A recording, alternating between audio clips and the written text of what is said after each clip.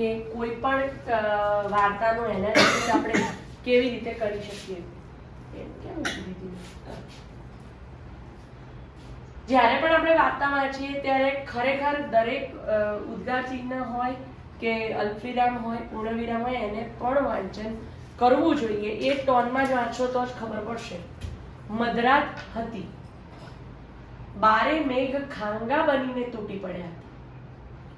જગતને જાણે બોળી દેશે એવા પાણી ઘેરી વળ્યા હતા. ઊંચે આબ ભાંગે એવા કડાકા ભડાકા અને નીચે મહાસાગરે માજા મેલી હોય એવું જળ બંબાકાર. વચ્ચે ફક્ત ઊંચા ડુંગરા અને પેટાળે નાના નેસડા જ અનામત હતા. અંધારે આશાના ઝાંખા દીવા ઘડી ઘડી એ નેસડામાંથી ટમટમતા હતા. મિત્રો, ઝવેરચંદ મેઘાણીની એક શૈલી એવી રહી છે કે એ છે ને શરૂઆતમાં તમને આવનારા સમયની વાત ઇનડાયરેક્ટલી કરી દે છે. આની અંદર તમે જુઓ કે બધું જ જળબંબાકાર થઈ જાય, એટલે કે બધો વિનાશ થઈ જાય એવું દેખાઈ રહ્યું છે ખરું, પણ આશાના ઝાંખા દીવા ઘડી ઘડી નેસડામાંથી ટમટમતા હતા. એટલે કંઈક ટમટમતું હતું. આશા દેખાશે, અંધારું, અને બીજી બાજુ સફળતા કે અજવાળું.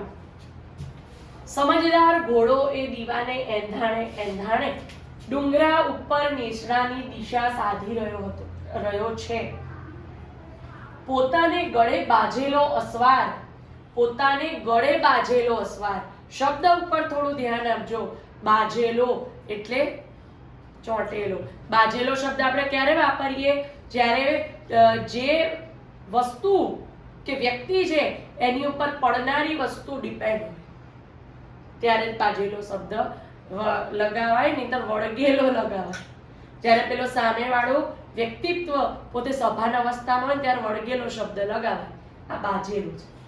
અસવાર જરીકે જોખમાઈ ના જાય તેવી રીતે ઠેરવી ઠેરવીને ઘોડો ડાબલા માંડે છે. એટલે અહીંયા પાત્ર લેખનની વાત આવે તો ગૌણ પાત્રમાં ઘોડાનું પાત્ર બી આપણે લખી શકીએ ખરા કે ઘોડાની ઈમાનદારી. વીજળીને ઝબકારે નેસડા વર્તાય છે. નેસડા એટલે નાના ઘરો, જે ઝૂંપડા જેવા, જેમ કે કચ્છમાં આપણે કહીએ છીએ, બધા ભણેલા જ છો એ બધું, તો ભૂંગા કહીએ છીએ. ચડતો ચડતો ચડતો ઘોડો એક ઝૂંપડાની ઓસરી પાસે આવીને ઊભો રહ્યો છે. અહીંયા ચડતો ચડતો ચડતો 3 વાર એટલે લખ્યું છે. અહીંયા લેખકની શૈલી દેખાય છે. આ બેહૂબ શૈલી આપણી સામે આવીને ઊભી રહે.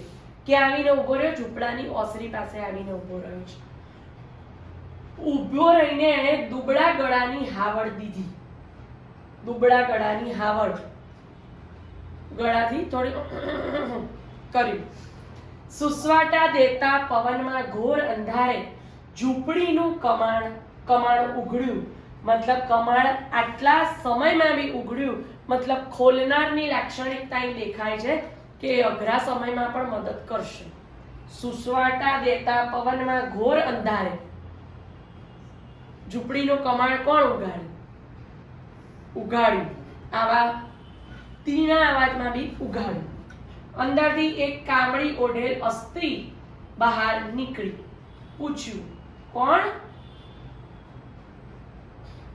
જવાબમાં ઘોડાએ ઝીણી હાવડ કરી. કોઈ અસવારનો બોલાસ ન આવ્યો. અસવાર એટલે કોઈ વ્યક્તિનો અવાજ ના આવ્યો. નેસડાની રહેનારી નિર્ભય હતી. એ બહાદુર હતી, બીતી નહોતી. ઢુકડી આવી. ઘોડાના મોં ઉપર હાથ ફેરવ્યો. ઘોડાએ જીભે એ માયાળુ હાથને ચાટી લીધો. તમે અહીંયા ઘોડાનું પાત્ર થોડું નિરીક્ષણ કરશો તો ખબર પડે હો. અને આપણી લોક સંસ્કૃતિ વિશે પૂછાઈ ચૂક્યું છે સૌરાષ્ટ્રની રસધારમાંથી. સાયકોલોજી ઉપર નથી પૂછાયું, લોકમાનસ ઉપર નથી પૂછાયું. એને બીજું કે એક બીજી વસ્તુ નથી પૂછાઈ હજી સુધી, જે પૂછવાની શક્યતા છે, પ્રાણી જગતની વાત. આ જો તમને પ્રાણી જગત, પેલા ભેંસોના દૂધમાં એ જ દેખાય છે, અને બીજામાંથી હજી આપણે કરી શકીએ.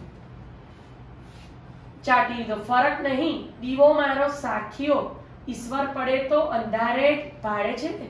ફરક નહીં, ફકર નહીં, ફકર નહીં એટલે બીક નહીં. આ મળમૂતરની ભરેલી કુડી કાયા બીજે ક્યાં લાગશે, ક્યાં કામ લાગશે? અને આ તો મળું છે, મારું પેટ છે, ફકર નહીં. પેલા જે અસવાર છે, જે ઘોડા ઉપર એકદમ બેભાન અવસ્થામાં છે, અને એને એક સધિયારો આપતા પહેલા આ વાક્ય પેલી સાઈ નેડીના મોઢેથી બોલાયો છે, ફકર નહીં, કોઈ ચિંતા નહીં. આમ આપણું શરીર બીજાને કયા કામમાં લાગશે? આ તમને પેલા સંદર્ભમાં પૂછાઈ શકે એવું વાક્ય ખરું. હો, જુવાન ચારણીએ પોતાનું શરીર એ ઠેરેલા ખોડિયાના પડખે લાંબુ કર્યું, કામણીની સોળો તાણી લીધી, પોતાની હુંફાળી ગોદમાં એ પુરુષને શરીરનો ગરમાવો આપવા લાગી. ઈશ્વરની આંખ જેવો દીવો સ્થિર જ્યોતે જગતો રહ્યો. એણે જોઈ લીધું કે પેલા ઘોડીની ઉપર રહેલો અસવાર ઠંડીમાં થીજી ગયો છે, એને ત્યારે જીવ મળશે જ્યારે કોઈ બીજા શરીરનો ગરમાવો મળશે. અને એ આ વાક્ય બોલી અને એણે પોતાના ઘરે આવેલા પેલા અસવારના બાજુમાં એણે એ સૂઈ ગઈ. કેમ? પોતાના શરીરનો ગરમાટો આપવા અને એને જીવ પાછો આપવા. ધીરે ધીરે ધીરે ધબકારા વધ્યા, અંગ ઊના થવા લાગ્યા, શરીર સળવળ્યું અને અસ્ત્રી ઊભી થઈ ગઈ. લુગડા સંભાળ્યા, ટોયલી ભરી ભરીને પુરુષના મોંમાં દૂધ રેડ્યું, દૂધ ટોયું કહેવાય સૌરાષ્ટ્રમાં. પુરુષ બેઠો થયો, ચકડ વકડ ચારે બાજુ જોવા લાગ્યો. દીવાને અજવાળે તો એનું મોં તેજ કરવા લાગ્યું. એકદમ ઊભો થઈ ગયો. ઊંચી જાત અસ્તી ન રહે, ઊંચી જાત અસ્તી ન રહે.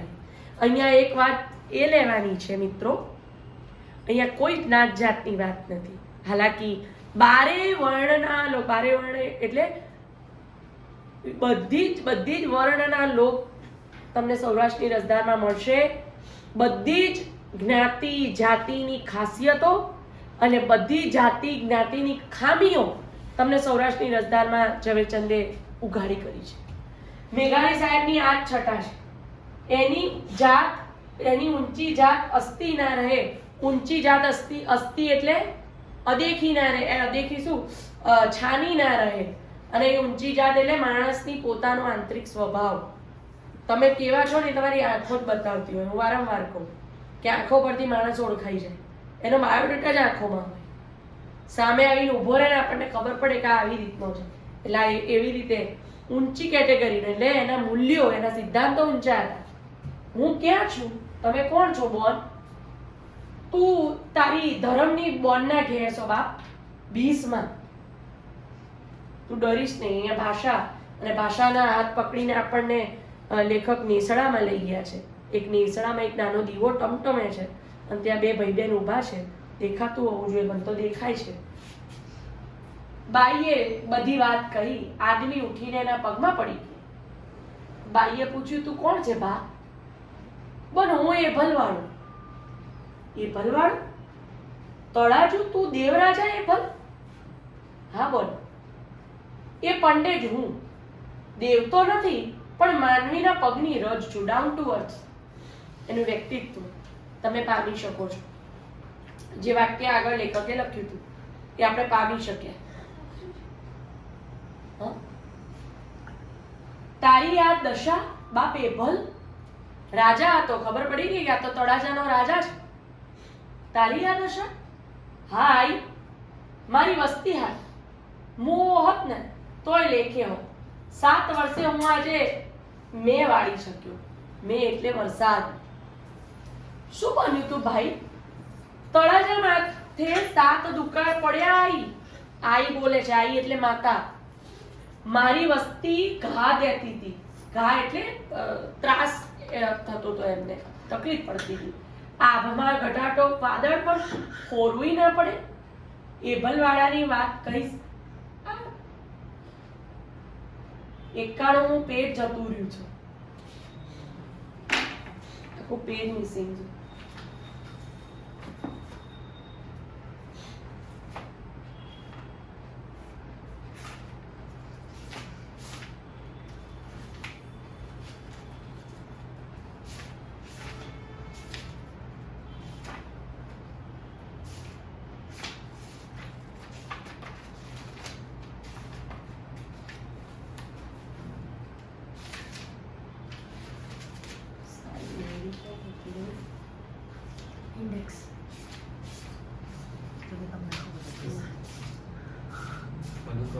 આવી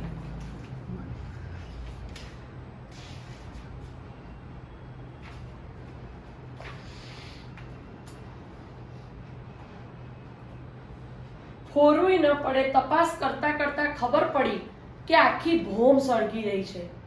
તેમાં એક કાળિયાર લીલાડું ચરે છે. કાળિયાર હાલે ત્યાં લીલા તરણાની કેળી ઉગતી આવે છે ને એના શિંગડામાંથી પાણીના અખંડ ધાર થતી આવે છે. આ કૌતુક શું? પૂછતા પૂછતા વાવડ મળ્યા કે એક વાણિયાએ પોતાની જારની ખાણો ખપાવવા સાટુ શ્રાવકના કોઈ જતી પાસે દોરો કરાવી કાળિયારની શીંગડીમાં ડગડી પાડી તેમાં દોરો ભરી ડગડી બંધ કરી બારે મેઘ બાંધ્યા છે. એ દોરો નીકળે ત્યારે મે વર્ષે સાંભળીને હું ચડ્યો બોન જંગલમાં અને કાળિયારનો કેળો લીધો ને આગે આગે નીકળી પડ્યો ને ડુંગરામાં કાળિયારને પાડીને શીંગડું ખોલાવ્યું ને ત્યારે આ મેઘ તૂટી પડ્યો છે અને હું રસ્તો ભૂલ્યો, થીજી ગયો. પછી શું થયું એની મને ખબર નથી. મિત્રો, આ વસ્તુ ખબર પડી તમને? એક વાણિયાએ કાળિયારના શિંગડામાં મેઘ એટલે કે વરસાદને બાંધ્યો છે. એને જો કાળિયારને મારવામાં આવે તો જ વરસાદ પડે એવું હતું. આ છે અદ્ભુત રસની વાત. આવું એકચ્યુઅલીમાં જો વિચારવા જઈએ ના બને. આપણે સીધા સીધા વિચારવા જઈએ તો ના બને. પણ લોક સંસ્કૃતિની અંદર આપણી આવી વાતો પણ છે જેને વાર્તાઓમાં સ્થાન મળ્યું છે. જેમ કે ભૂતની વાત હોય, જાદુની વાત હોય, બરોબર છે, કૌતુક થાય આપણને. આ બધી વાતો સાહિત્યમાં સચવાઈ જાય છે. પદ્ય વાર્તા તમે વાંચો તો તમને ખબર પડે શામળની ચંદ્રાવતીમાં નામ કબૂતર બની જાય, માણસો પોપટ બની જાય. તો એ બધી વાતો આવે એટલે આ એમાંની જ એક વાત કહી શકીએ.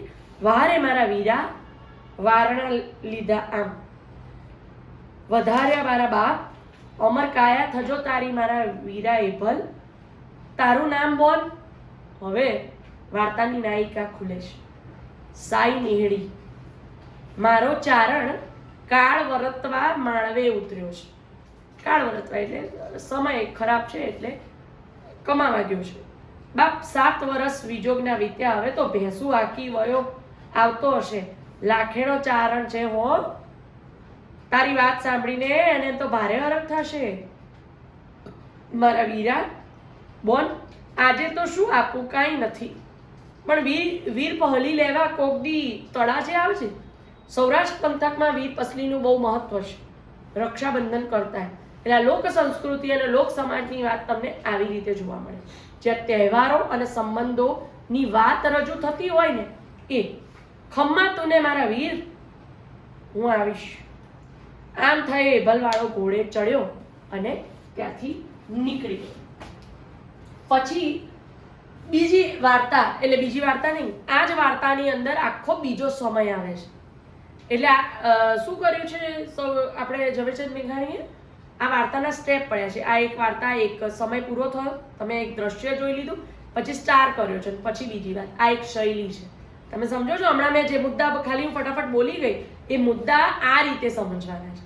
વાર્તાનું એનાલિસિસ તમે આ બધું લખતા જવાનું હોય. જ્યારે આપણે વાર્તા તમે વાંચો કે ક્યાંક પણ ભણો તો સાથે સાથે જોડે લખતા જાઓ તો તમને ખબર પડે અને જોડે જોડે એનાલિસિસ થાય. આ પુસ્તક હોય ને, પુસ્તકમાં લીટા લપાટા કરી દેવા પડે વાંચતા વાંચતા. એનાલિસિસ ત્યારે બહાર આવે. પેન્સિલ લઈને કે પેન લઈને બેસવાનું અને જે વિચાર આવે ને અહીંયા બાજુમાં લખી દેવાનું. 7 વર્ષે વરસાદ થયો છે. ડુંગરા લીલુડી બની ગયા છે. નદી નેરા જાય છે ખડખડ ખડખડ. હવે વાતાવરણ બહુ સરસ છે. એવે ટાણે ચારણો ઢોર લઈને પરદેશથી પાછા વળ્યા છે. પોતાના વાલા ધણીને ઉમળકા ભરી સાઈ નેહડીએ એભલવાળાની વાત કહીને સંભળાવી. એના માટે એનો પતિ ખૂબ એક શ્રેષ્ઠ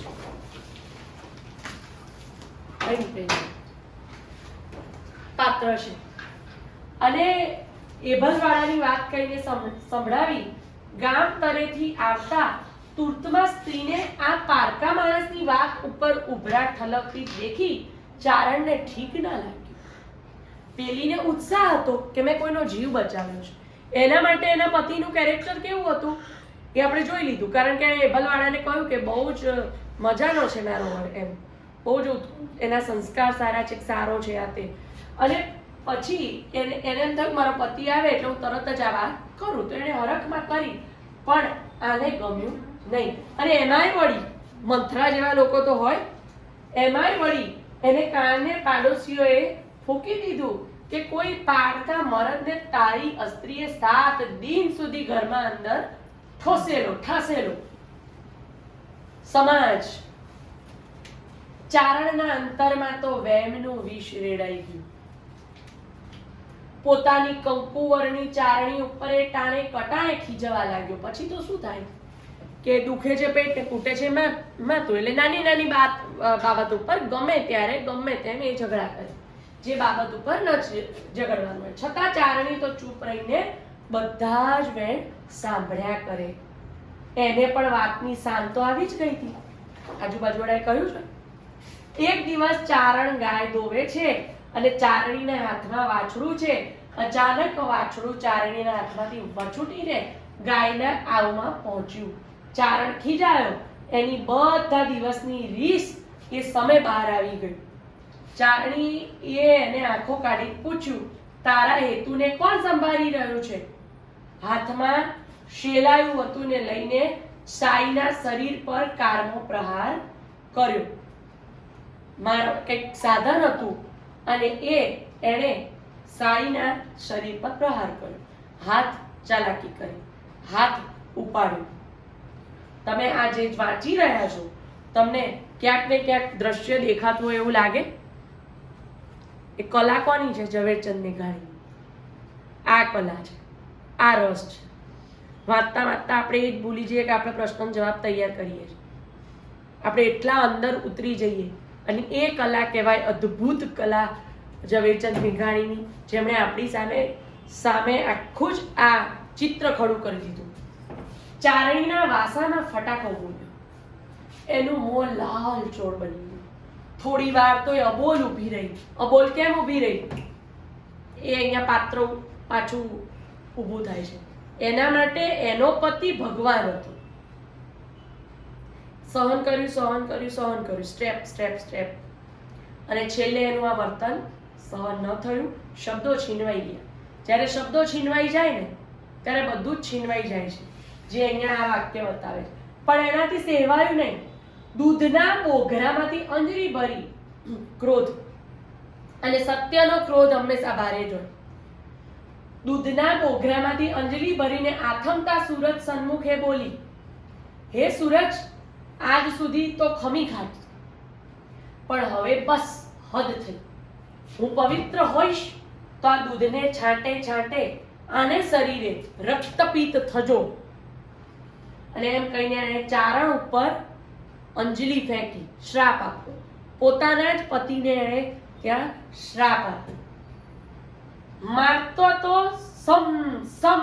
સમ એને માર્યો એટલે પેલાના ઉપર ટીપા પડ્યા, અને ટીપા સમ કરીને પેલાની ઉપર પડ્યા જેવા, અને અંગારાના છાટણા એમ ચારણના રોમે રોમમાં આગ લાગી. એટલે બળતરા ચાલુ થઈ ગઈ.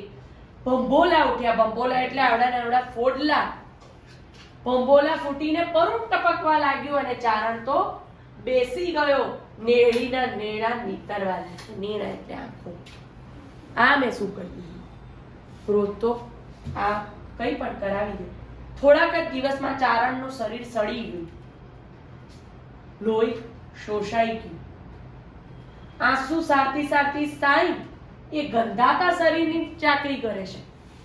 પોતે રડે છે, મેં જ શાપ આપ્યો ને મારા જ પતિને આવું થયું. કારણ કે એ તો એને સ્નેહ કરતી હતી ને, એને તો ક્યારેય વેમ નથી આપ્યો કે 7 વર્ષ મારો પતિ ગયો તો એ ક્યાં ગયો. આખરે એક દિવસ એક કડિયામાં રૂનો પોલ કરી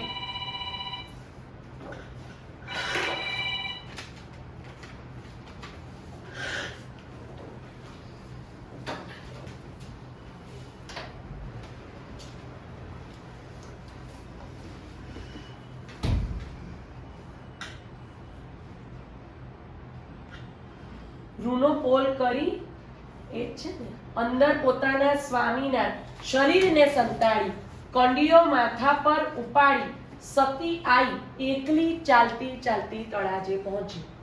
દીકરીનો સહારો ના હોય ને ત્યાં પિયર બાજુ જાય, એવું કહેવાય કે બધો જ સહારો પિયરમાંથી દીકરીને મળે.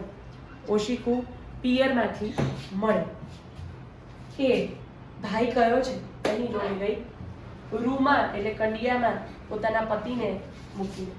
રાજાએ ભલે ખબર કેવરાવ્યા, રાજાએ બેનને ઓળખી, આદર સત્કારમાં ઓછપ ના રાખી. આ એભલવાળો છે, પરંતુ બેનની પાસે કંડિયાની અંદર શું હશે? કંડિયો કેમ એક ઘડી પણ રેઢો નથી મૂકતી? છાનીમાની ઓરડામાં બેસીને કેમ ભોજન કરતી હશે? આવો પ્રશ્ન એને થયો. અંદર ઓરડાની અંદર એ ઝીણી ઝીણી વાતો કોની જોડે કરતી હશે? આવો પ્રશ્ન થાય. એવી અનેક શંકાઓ રાજાને પડી. એકાંતે જઈને એને બેનને એના મનની વાત પૂછી, બેન શું છે તારી વાત શું છે? બંને કંડીઓ ખોલીને ગંધાતા અને ગેગી ગયેલા ચારણનું શરીર બતાવ્યું. ગંધાતા ચારણનું શરીર કંડિયાની અંદર આવી ગયું એટલે તમે વિચારો એટલો સડી ગયો છે કે એનું હાડકું ને એનું જે માંસપેશી જે બધું સડી જવાથી એ લોચો થઈ ગયો છે. આમ એભલના મોંમાંથી નિશ્વાસ નીકળી ગયો. અરે બેન, બાપ આ દશા? હા બાપ, મારા કરમ. ચારણીએ બધી વાત કહી સંભળાવી કે આ બધું બન્યું ભાઈ, હવે કઈ ઉપાય? એભલવાળાએ પૂછ્યું. તેટલા માટે તો તારી પાસે આવી છું, ફરમાવ. બની શકશે? કરો પારખું. એભલવાળો કહે છે કરો પારખું. તું કર, તું મારી પરીક્ષા લે, હું તારી પરીક્ષા પાર ના ઉતરું તો કહે છે. ઉપાય એક જ છે ભાઈ, 32 લક્ષણા પુરુષના લોહીથી આ શરીરને નવડાવું ને તો મારું ચારણ બેઠો થાય. 32 લક્ષણો પુરુષ જે સિદ્ધાંતવાદી હોય, મૂલ્યવાદી હોય, ભગવાન સરીખો પુરુષ હોય ને એના લોહીથી, એટલે એનું લોહી જોઈએ તો પછી આખો માણસને મારવો જ પડે, તો હું એને નવડાવું અને તો જ મારો ચારણ બેઠો થાય. તો એભલવાળાએ કહ્યું, વાહ વાહ વાહ, કોણ છે 32 લક્ષણો પુરુષ? તું કે હું હાજર કરું? એમ તારા માટે હું બધું જ કરું. એક તો તું છે અને બીજો છે તારો દીકરો અણો. બે 32 લક્ષણા પુરુષ છે. વાહ વાહ બોન, ભાગ્ય મારા કે મારું રુધિર આપીને હું તારો ચૂડો અખંડ રાખીશ. તમે અહીંયા કેરેક્ટર જુઓ, પાત્રની ઉત્કૃષ્ટતા જુઓ, તમે સેટ પણ ખચકાટ દેખાયો નથી. આ સત્ય ઘટના ઉપર બનેલી વાત છે. સેટ પણ ખચકાટ નહીં અને પોતાનું રક્ત આપી દીધું. ત્યાં તો કુંવર અણાને ખબર પડી, એને તો દોટ મૂકી. એનો દીકરો આવીને કહ્યું તરત જ, બાપુ એ પુણ્ય તો મને જ લેવા દ્યો. બાપે પોતાને સગે હાથે તલવાર ચલાવી. મને એ પુણ્ય મને લેવા દો, હું મરી જઈશ, તમે નહીં.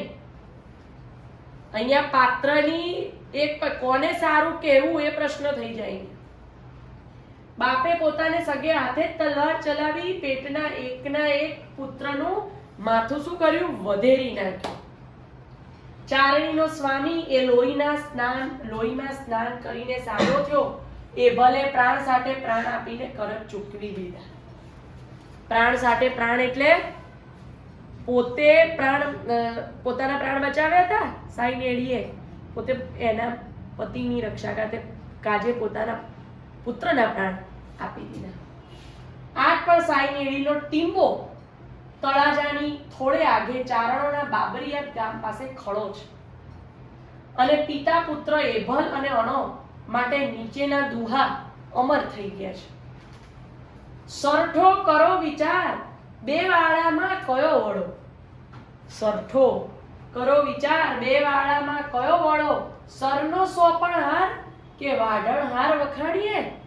સરનો સોપણહાર એટલે મસ્તક જેને હસતા હસતા આપી દીધું એ કે વાટવા વાળો એભલવાળાને આપણે વખાણીએ.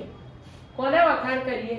તમે વિચાર કરો કે આ બે વાળા, એભલવાળો અને અણોવાળો, આ બેમાં કોને વખાણવાના? જેને મસ્તક પોતાનું આપી દીધું સામેથી આવીને, કે પછી આ જે વાઢ્યું છે મસ્તક એને? એ બી કેટલો બહાદુર.